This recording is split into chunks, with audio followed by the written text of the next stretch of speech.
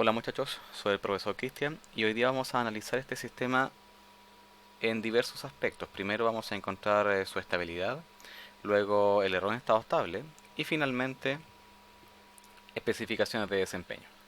Bueno, este sistema está dado por este diagrama de bloques que tenemos aquí en la parte superior, donde las funciones de transferencia que lo definen serían las siguientes. Tenemos entonces que el GDP, que es el proceso, es una función de transferencia de segundo orden. El controlador es una ganancia y la retroalimentación es completamente unitaria. Bien, antes de comenzar, vamos a destacar las estructuras con las cuales vamos a trabajar, en donde vamos a revisar cómo se compone la función de transferencia en lazo cerrado. Para esta estructura, la función de transferencia en lazo cerrado estaría dado de la siguiente forma. De igual forma, esto se puede también corroborar haciendo por álgebra de bloques. Esta función de transferencia entonces sería GLC, función de transferencia en lazo cerrado, va a ser igual a GDC por GDP dividido 1 más GDC por GDP por H. Todo esto dependiente de Laplace. Aquí entonces voy a destacar que el polinomio resultante del denominador sería entonces la ecuación característica del sistema en lazo cerrado. Entonces aquí voy a escribir ecuación característica del sistema en lazo cerrado. Entonces aquí escribimos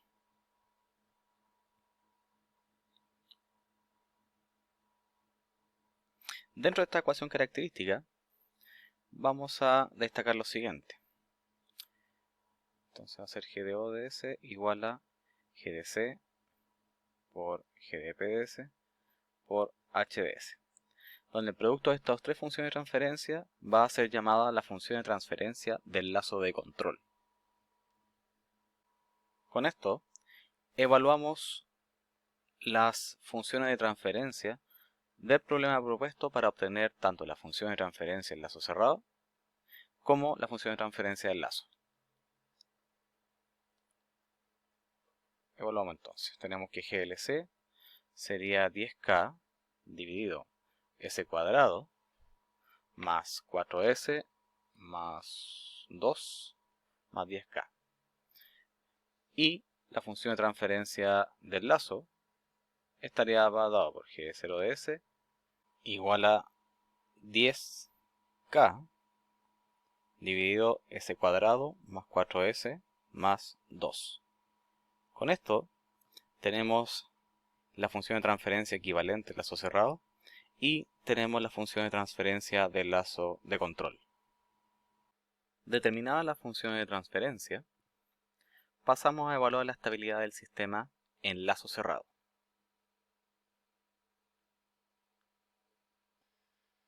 Esto implica que para poder evaluar la estabilidad del sistema en lazo cerrado, necesitamos tener la función de transferencia equivalente del sistema en lazo cerrado como acabo de indicar. La estabilidad se determina a partir de la ecuación característica de cualquier sistema. Por lo tanto, para esta función de transferencia en lazo cerrado, se tiene que utilizamos su ecuación característica equivalente para poder evaluar su estabilidad. Entonces aquí anotamos, aparte de ecuación característica, dejamos que ahí indicamos para evaluar la estabilidad. Para determinar y analizar la estabilidad de un sistema, podemos utilizar el criterio de Routh-Hurwitz como herramienta para poder determinar las condiciones de estabilidad de cualquier sistema.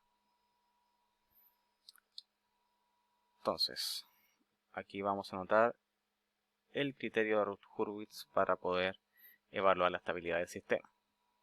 Entonces colocamos RH, Routh-Hurwitz. Pero tenemos lo siguiente.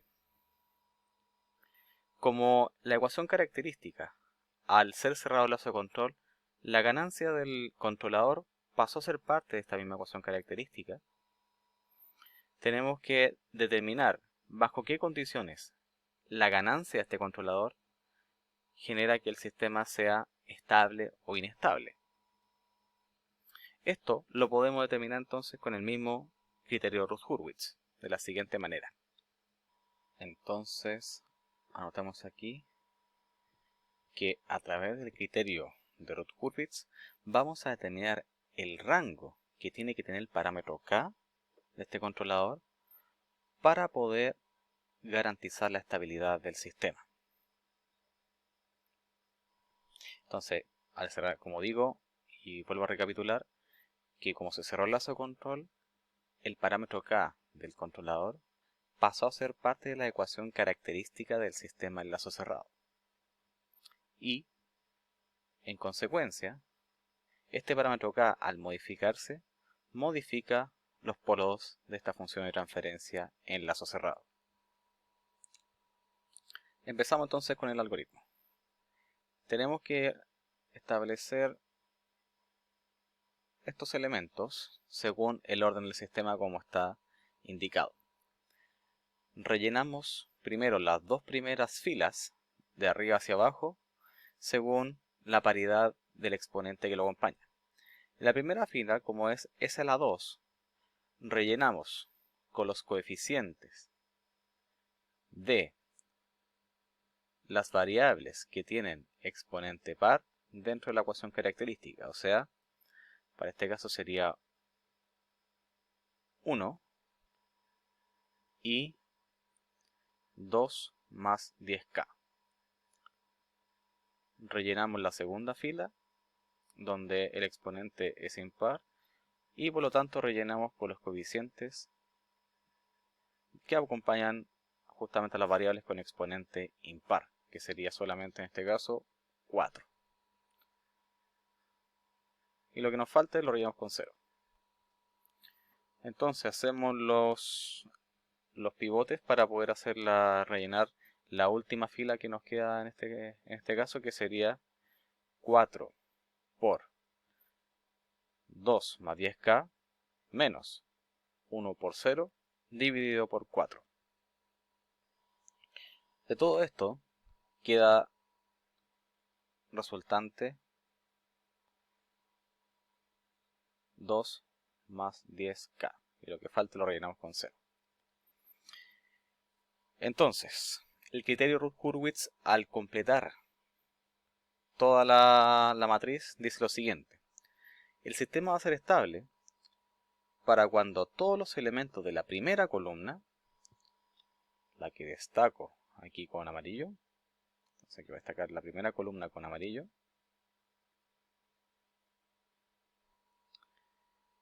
tienen que ser mayores que 0. Por lo tanto, 1 obviamente y 4 son mayores que 0, pero donde tenemos que determinar la condición para que el último elemento de la primera columna quede mayor que 0 sería en 2 más 10k. Por lo tanto, establecemos justamente las condiciones de la siguiente manera. Decimos 2 más 10k tiene que ser mayor que 0 para que sea estable el sistema. Por lo tanto, al despejar quedaría que k tiene que ser mayor que menos 2 partido 10. Esto para que el sistema GLC, función de transferencia, ahí voy a corregir, en lazo cerrado, sea estable. Con esto, vamos a pasar a analizar el error en estado estable del sistema.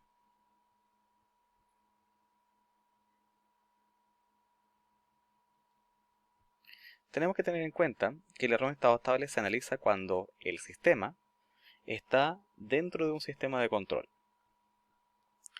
Para esto vamos a considerar la función de transferencia del lazo, la cual es el producto entre función de transferencia del controlador, función de transferencia del proceso y la función de transferencia justamente que era la del sensor, que era HDS. La que se había obtenido con el ejemplo era entonces la siguiente, donde la función de transferencia del lazo sería 10 por k dividido s cuadrado más 4s más 2. Para ejemplificar, vamos a analizar qué ocurre con el error en estado estable en posición. Entonces aquí vamos a anotar error en estado estable en posición y vamos a analizar cuando la ganancia del controlador es igual a 30 y la magnitud del escalón de referencia es igual a 1. Entonces aquí recordemos que el error de posición se analiza cuando la referencia es un escalón. Entonces aquí decimos error de posición, R de S, M dividido S, que sería la transformada de Laplace de una señal de escalón. Y habíamos dicho que lo íbamos a analizar con M igual a 1. Entonces aquí colocamos M igual a 1. Tenemos entonces que el error en estado estable en posición sería M magnitud del escalón dividido 1 más la constante de error de posición, donde la constante de error de posición habíamos dicho que era límite de S cuando tiende a 0 de la función de transferencia del lazo. Si evaluamos la función de transferencia del lazo, quedaría lo siguiente, en donde la constante de error de posición estaría dada por, entonces aquí notamos constante de error de posición, límite de S cuando tiende a 0, de la función de transferencia del lazo, donde sería 10 por k, que en este caso sería 30, dividido s cuadrado más 4s más 2. Al aplicar el límite, nos quedaría entonces, si bien lo vemos, 300 dividido 2, donde sería igual a 150.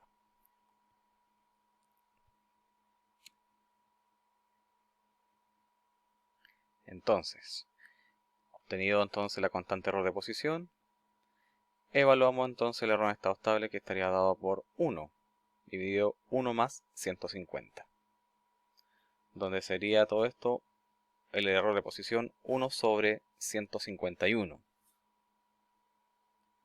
Y esto aproximadamente sería, si lo calculamos acá, sería 0, a ver, si lo calculamos para ver la aproximación,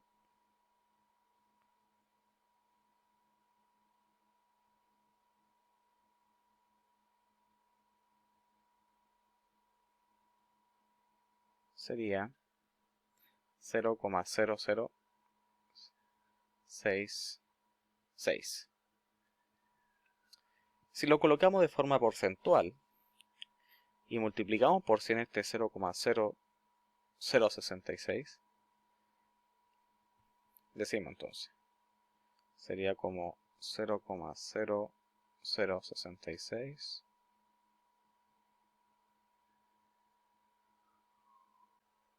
por 100, y esto es igual a 0,66% de error en estado estable. Por lo tanto, el error en estado estable en posición sería un 0,66%. Si graficamos esto, para compararlo con respecto a la referencia, ante una entrada de referencia escalón, sería, la referencia del escalón sería una constante, y el error en estado estable en posición, para este caso, sería la diferencia que existe en estado estacionario de la respuesta con respecto a la referencia. Por lo tanto, si colocamos aquí la respuesta, quedaría, alcanza su estado estacionario, Y cuando ocurre esto, esa diferencia que queda entre la respuesta y la referencia, justamente esa respuesta sería el error en estado tal en posición.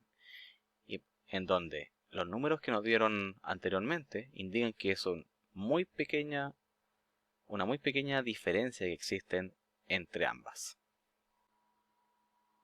Finalmente, pasamos a analizar el desempeño del sistema en lazo cerrado. Vamos a considerar la misma ganancia de 30 del controlador.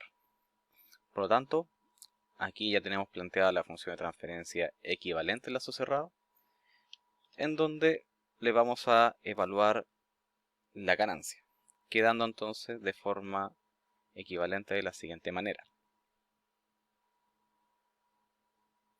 Entonces aquí sería 300 dividido s cuadrado 4s más 302. Para poder saber la distribución de las raíces de este sistema de segundo orden, siendo si son de segundo orden subamortiguado, críticamente amortiguado o sobreamortiguado, determinaremos entonces las raíces de esta ecuación característica. Entonces,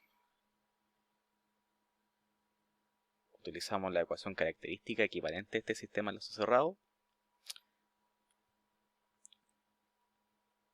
que sería s cuadrado más 4s más 302 igual a 0.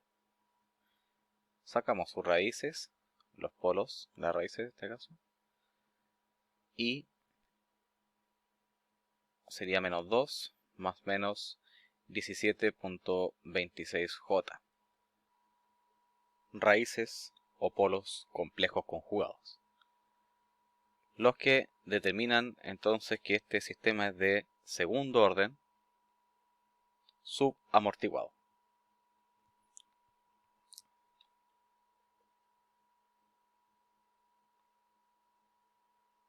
Con esto pasamos a encontrar la parametrización del sistema. Para esto entonces hacemos términos semejantes con la forma canónica de un sistema de segundo orden, como la que estoy describiendo a continuación.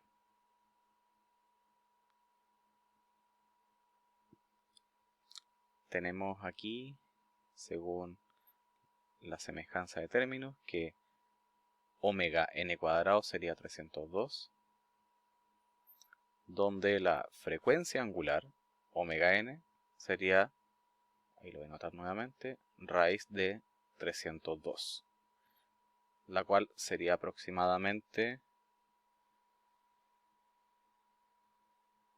17,37 radianes por segundo. Nunca olvidemos las unidades. Continuando con la semejanza de términos, tenemos que 2 chi omega n sería igual a 4. Y con esto finalmente despejamos chi o el coeficiente de amortiguamiento, que sería 4 dividido 2 por omega n. Y utilizamos el omega n obtenido anteriormente. Con esto nos daría que sería 0,11 el coeficiente de amortiguamiento, el cual está entre 0 y 1, lo que vuelve a validar que el sistema es de segundo orden subamortiguado. Ahora vamos a indicar el sobrepaso máximo. Antes de continuar, tenemos que tener en consideración que para poder determinar todas estas cosas que he realizado anteriormente, todo esto se hace frente a un sistema completamente estable, ¿ya? Toda esta parametrización que estoy obteniendo, que sería el coeficiente de amortiguamiento, la frecuencia natural como tal, están basadas en que el sistema preliminarmente es estable. O sea, que sus polos están en el lado izquierdo y justamente los modos naturales de respuesta convergen disipando su energía. Con esto entonces ya continuamos determinando lo que estábamos haciendo, que era el sobrepaso máximo. Tenemos que el sobrepaso máximo sería 100, para hacerlo porcentual, exponencial de menos el coeficiente de amortiguamiento por pi, dividido la raíz cuadrada de 1 menos el coeficiente de amortiguamiento al cuadrado. Evaluamos entonces en esta expresión 0,11 del coeficiente de amortiguamiento y nos da que sería aproximadamente el sobrepaso máximo de a ver, déjeme calcularlo, un 70,6%. Un gran sobrepaso máximo. Ahora vamos a determinar el tiempo de asentamiento, ¿ya? Que corresponde al tiempo en el cual el sistema alcanza su respuesta permanente o su estado de equilibrio o su estado estacionario. Como este es un sistema de segundo orden, lo vamos a definir con respecto a lo siguiente. Sería entonces para un criterio del 2%, 4 coeficiente de amortiguamiento dividido omega n, y para un criterio del 5% sería 3 dividido el coeficiente de amortiguamiento por omega n. Para el primer caso sería, si mis cálculos aquí coinciden, sería 2 segundos de tiempo de asentamiento. Entonces lo anotamos aquí. Sería entonces 2 segundos de tiempo de asentamiento. Y para el criterio del 5%, el tiempo de asentamiento de establecimiento sería 1,5 segundos. Finalmente, voy a colocar en una gráfica estos datos obtenidos de este sistema subamortiguado. O sea que presenta una oscilación en la parte transitoria hasta que se extingue y alcanza la respuesta permanente.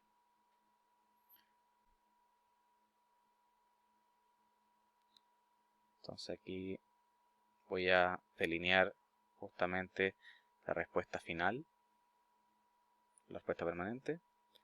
Entonces aquí indicamos dónde está el sobrepaso máximo representado y delimitamos acá donde está el tiempo de asentamiento al 2%.